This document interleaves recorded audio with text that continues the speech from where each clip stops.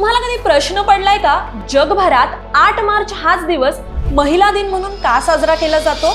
तर आंतरराष्ट्रीय महिला दिन हा दिवस साजरा करणं म्हणजे कामगार महिलांच्या हक्कांसाठीची एक मोठी चळवळ आहे. ते कसं? तर 1908 मध्ये न्यूयॉर्क सिटीत सुमारे 15,000 महिलांनी मोर्चा काढला होता. त्यांची मागणी होती की कामाचे तास कमी व्हावेत, चांगले वेतन मिळावे आणि महिलांना मतदानाचा हक्क मिळावा. या आंदोलनाच्या यशानंतर पुढच्याच वर्षी सोशलिस्ट पार्टी ऑफ अमेरिकाने हा दिवस राष्ट्रीय महिला दिन म्हणून जाहीर केला. पुढे 1910 मध्ये जर्मनीतील महिलांच्या हक्कांसाठी लढणाऱ्या कार्यकर्त्या क्लारा झेटकिन यांनी हा दिवस जगभर साजरा करण्यासाठी कल्पना मांडली. सुरुवातीला या दिवसासाठी ठराविक तारीख नव्हती, पण 1917 मध्ये रशियामध्ये महिलांनी ब्रेड आणि शांती या मागणीसाठी मोठा संप पुकारला.